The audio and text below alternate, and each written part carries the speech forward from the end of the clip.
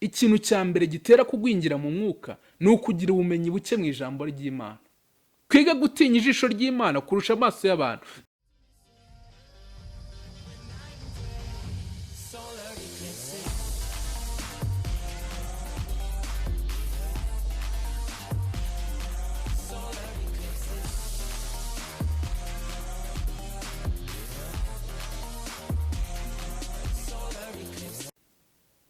Nongeye kubasuhuza abavandimwe, nongeye kubifuriza kugubwa neza mu bice by'isi bitandukanye mugiye muherereyemo.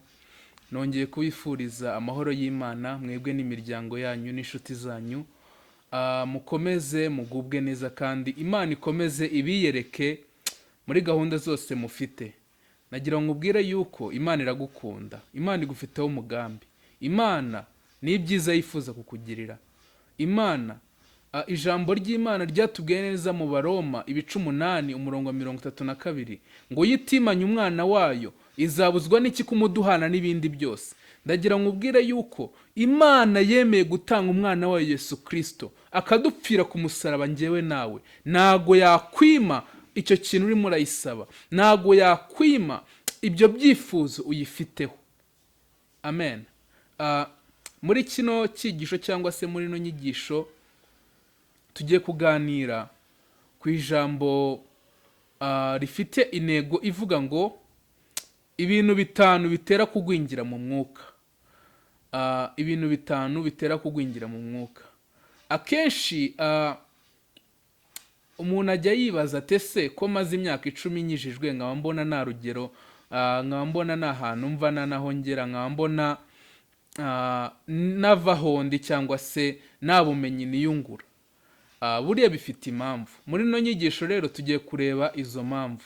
Tugiye kureba impamvu umuntu ashobora kuba akijijwe amaze igihe kinini mu nzu y'Imana ariko nta mpinduka, ariko adafite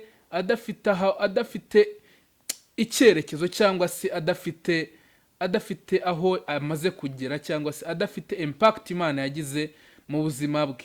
Reka dusenga Imana. Mana ikomeye, Mana igira neza, Mana y'ubutware n'ubushobozi. Turakwinginze kugira ngo uze ubane natwe, uganze utegeke. Data mwiza, turakwinginze ngwino uganze imitima yacu. Reka Data mwiza, ibivugirwa muri no nyigisho reka bibe ari ukugwesha icyubahiro kandi bitwungure ubumenyi buvuye ku mutima wawe. Turakwinginze rero ibyo ushaka n'ibyo ushima ari byo biganza mu izina rya Yesu. Amen. Tugiye kuganira ijambo ry'Imana rifite umutwe nk'uko nari mbabwiye uvuga ngo ibintu bitanu bitera kugwingira mu mwuka. Ikintu cya mbere gitera kugwingira mu mwuka ni ukugira ubumenyi buke mu ijambo ry'Imana. Kugira ubumenyi buke mu ijambo ry'Imana. Turasoma ijambo ry'Imana mu Baheburayo ibice 5. Abaheburayo ibice 5 umurongo wa 12 tugeze ku wa 14. Abaheburayo ibice 5 umurongo wa 12 tugeze ku wa 14.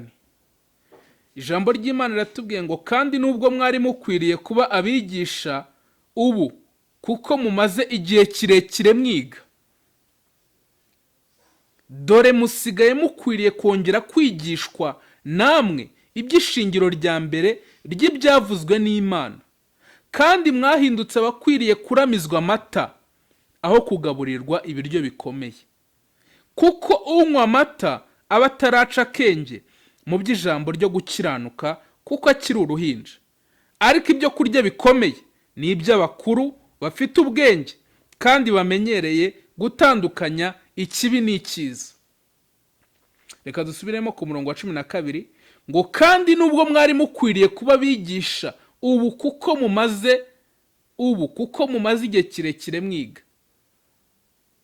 Uyu ni Pawulo wavugaga, aravuga ati ngo kandi nubwo bamwe na bamwe muri twebwe ngo twari dukwiriye kuba bigisha, twari dukwiriye kuba dufite ikigero tugezeho, twari dukwiriye kuba dufite intambwe tumaze gutera mu by'ijambo ry'Imana, ngo ubu ngubu ngo dukwiriye nanone kongera kwigishwa ngo kugira ngo tumenye ng'iby'ibanze cyangwa se ibyifatizo mu ijambo ry'Imana, ngo tumeze nk'abana baramizwa amata kuko bakiri impinja. Mwene data, ndagira ngo nkubwire neza, ikintu cya mbere gitera kugwingira mu mwuka ni ukugira ubumenyi buke mu ijambo ry'Imana. Iyo ufite ubumenyi buke mu ijambo ry'Imana, umera nk'udatinya icyaha. Umera nk'aho niyo ukoze icyaha, niyo uguye mu cyaha, umera nk'aho udafite impagarike cyangwa se udafite umutima ukubwira ati wakosheje, ngwino imbere y'Imana usaba imbabazi. Niyo utaragira ubumenyi mu ijambo ry'Imana, ntabwo umenya neza uko usaba Imana, cyangwa se ntabwo umenya neza uko woriyanta ibyifuzo byawe ku Mana, ntabwo umenya neza icyerekezo usengamo. Iyo utarakura mu mwuka, cyangwa se iyo utaragira ubumenyi buhagije mu ijambo ry'Imana, nta nubwo umenya uburyo usengamo, cyangwa se uburyo urwana intambara y'umwuka, cyangwa se uburyo ubaho, kuko ijambo ry'Imana ni kataloge y'ubuzima. Ni ukuvuga ngo iyo utaragira ubumenyi mu ijambo ry'Imana, ntago uba uri umukristo wujuje ibyangombwa. Ndagira ngo nkukangurire gusoma ijambo ry'Imana, gusoma Bibiliya. Iki kintu ni ikintu gikomeye. Nusoma Bibiliya ukayigira umuco, bizatuma ukura mu ijambo ry'Imana. Ikintu cya kabiri gitera kugwingira mu mwuka ni ukutagera aho ijambo ry'Imana rivugirwa. Abantu benshi iyo bagiye ku mbuga nkoranyambaga, wenda reka mvuge muri kino gihe cya Covid tutari guterana mu nsengero, ugasanga umuntu ashishikajwe no gufungura amavideo adafite epfo na ruguru. Ugasanga ashishikajwe no gufungura amavideo adafite inyungu yamumarira, ariko yabona ibyigisho by'ijambo ry'Imana akabica amazi, akabikerenza, akabyigurutsa, akamera nk'aho adafite umwanya wo kubyumva, nyamara afite umwanya wo kumva bya bintu bidafite epfo na ruguru. Iki ni ikintu kizatuma wowe nk'umukristo udakura mu mwuka, kutagira ijambo ry'Imana rivugirwa.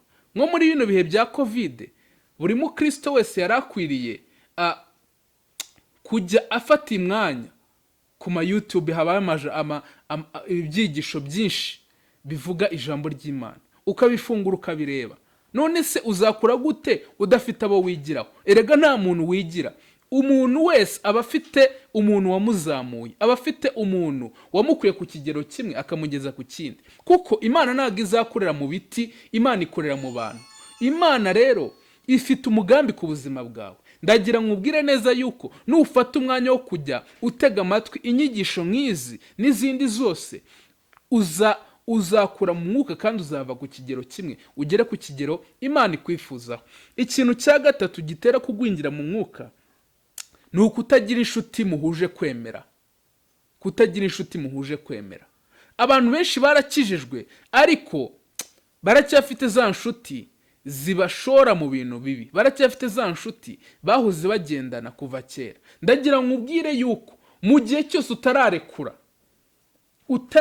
abo bantu badafite aho bakwerekeza, utararekura abo bantu badafite inyungu bakumarira, uzahora udindira, uzahora umeze nkaho udakura mu mwuka, kubera yuko umuntu wese yinfluencwa n'uwo agendana nawe.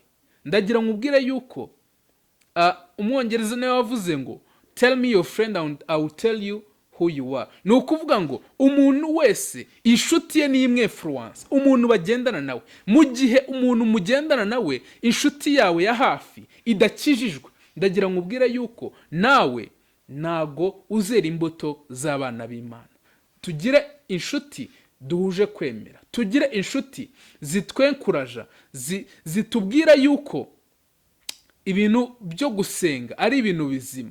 Hari abantu batemera ibyo gusenga, hari abantu batemera ijambo ry'Imana, cyangwa se hari abantu batemera yuko Imana ibaho.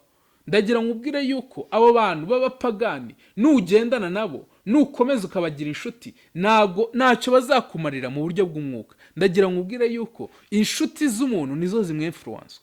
ikintu cya gatatu tubonye gituma abantu bagwingira mu mwuka ni ukutagira inshuti bahuje kwemera. guhera uyu munsi usuzume mu nshuti ufite, usuzume mu bantu muvugana, usuzume mu bantu mugendana. ese aba bantu bansunikira mu kubahisha umwami, bansunikira mu guhesha umwami icyubahiro, cyangwa se barandindiza, cyangwa se bansubiza inyuma? ndagira ngo ubwire yuko ukwiriye kubisuzuma. ikintu cya kane gituma umuntu agwingira mu mwuka ni ukugira irari ry'iby'isi bahozemo.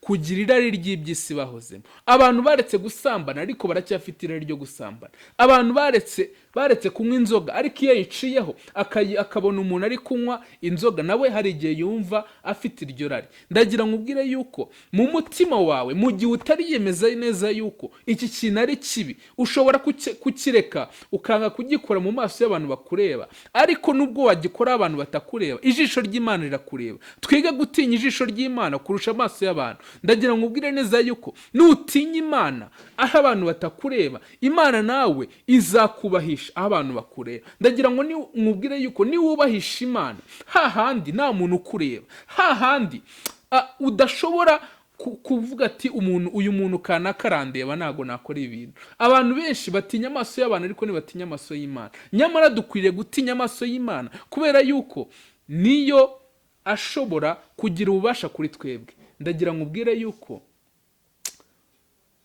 ko twakijijwe tugomba gutinya amaso y'Imana. nutinya amaso y'Imana ntabwo uzatinyuka kwiba abo batakureba. nutinya amaso y'Imana ntabwo uzatinyuka gusambana. nutinya amaso y'Imana ntabwo uzatinyuka kubeshya. nutinya amaso y'Imana ntabwo uzatinyuka gukora ibintu bidahesheje Imana icyubahiro. ikintu cya nyuma cyangwa se cya gatanu gituma abantu bagwingira mu mwuka ni ukutagira intego. kubaho udafite intego, kubaho udafite icyo ushaka kugeraho, kubaho udafite intambwe ushaka kugeraho mu mwuka, kubaho udafite icyerekezo wumva ushaka kugeraho mu ijambo ry'Imana. iki ni ikintu gituma abantu batava ku rugero rumwe ngo bagere ku rwego Imana ibashakaho mu buryo bw'umwuka. ibi bintu bitanu nitubisuzuma neza, tuzabona neza yuko hari ikintu gikomeye Imana irimo iradusaba. dukwiriye kuva ku kigero kimwe tukagera ku kindi Imana idushakaho. reka dusenga Imana. Mana ikomeye, Mana igira neza, Mana y'ubutware n'ubushobozi, ijambo ryawe ritubwiye neza yuko hari ibintu bimwe bituzitira cyangwa se bitubuza gukura mu mwuka ngo tugere ku kigero utwifuzaho.